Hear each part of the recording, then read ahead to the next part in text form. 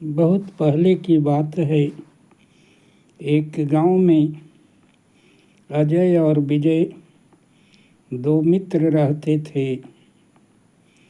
अजय बड़ा ही संस्कारी और परोपकारी था, ईश्वर को मानने वाला था, और विजय नास्तिक, अभिमानी और ईर्ष्यालु था। अजय का सिद्धांत था, कर भला तो हो भला,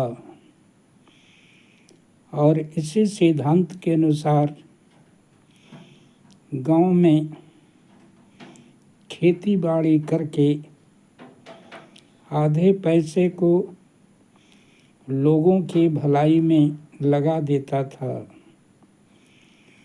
गांव में उसकी बड़ी ही इज्जत थी। सभी लोग अजय की प्रशंसा करते और सम्मान की दृष्टि से देखते। विजय इसको देख करके जल भुन जाता था और मन ही मन प्लान बनाने लगा कि कैसे इसे नीचा दिखाया जाए। पत्नी से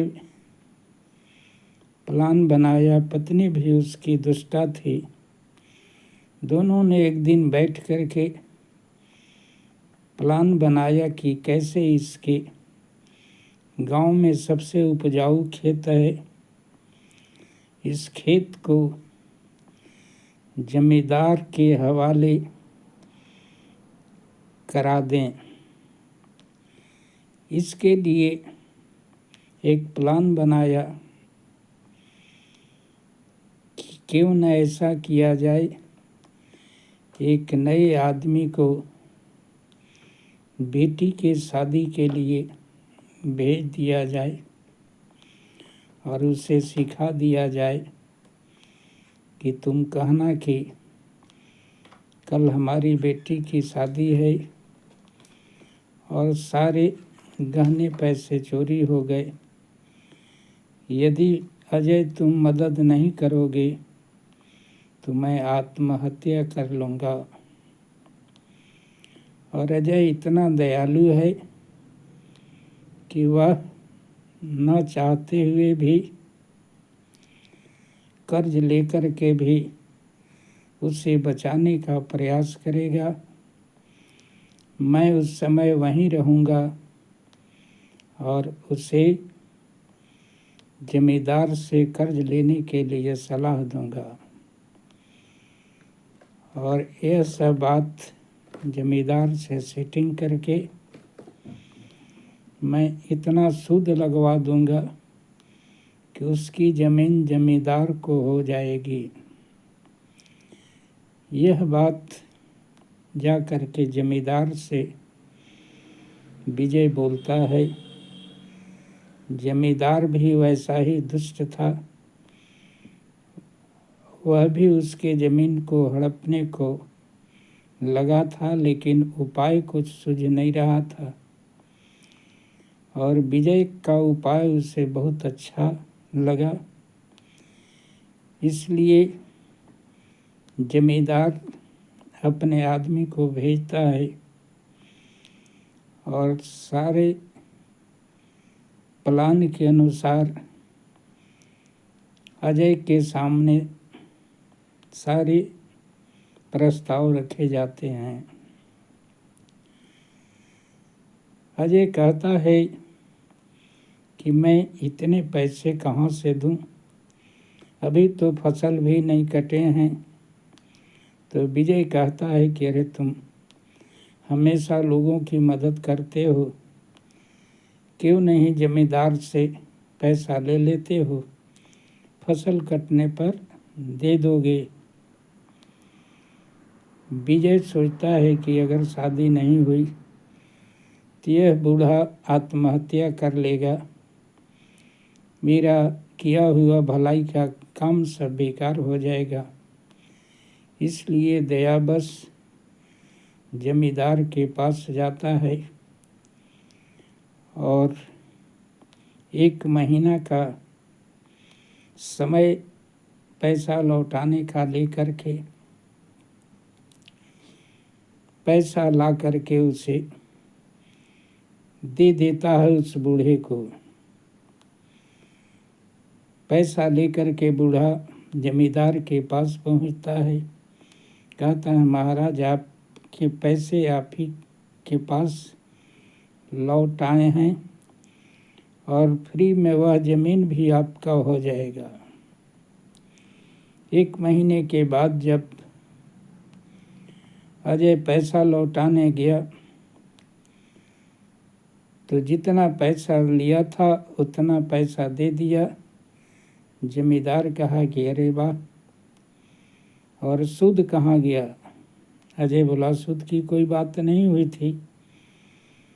जमींदार बोला क्या तुम्हें खैरात बांटने के लिए मैं बैठा हूँ?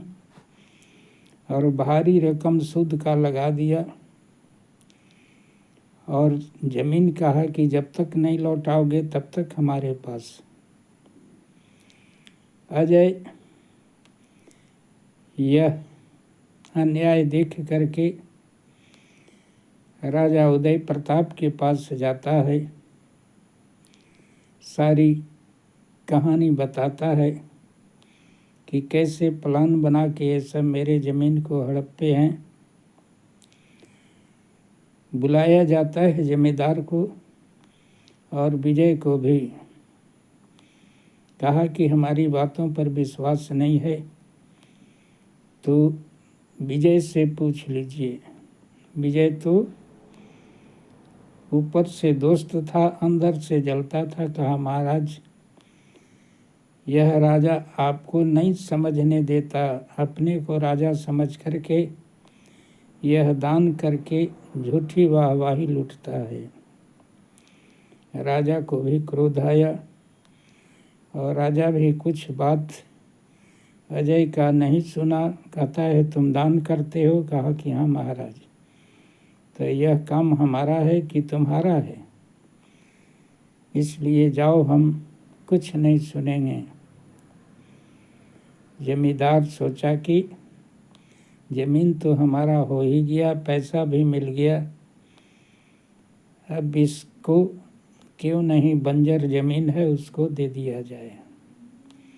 कहा महाराज यह गांव का है इसलिए इतना कर सकते हैं कि एक बंजर ज़मीन का टुकड़ा है, आप घोषणा कर दीजिए कि आज से बंजर ज़मीन अजय का हुआ और इसका उपजाऊ ज़मीन मेरा हुआ।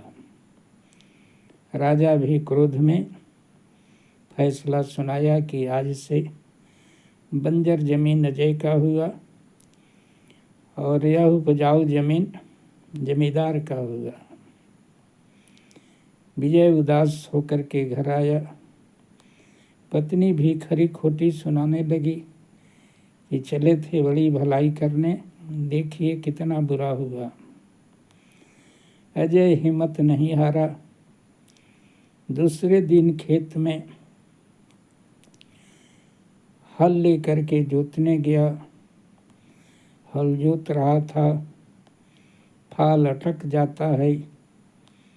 उसे कोड़ के देखता है तो वहाँ पर एक पुराना संदूक मिला जिसमें हीरे मोती सोने चांदी भरे हुए थे।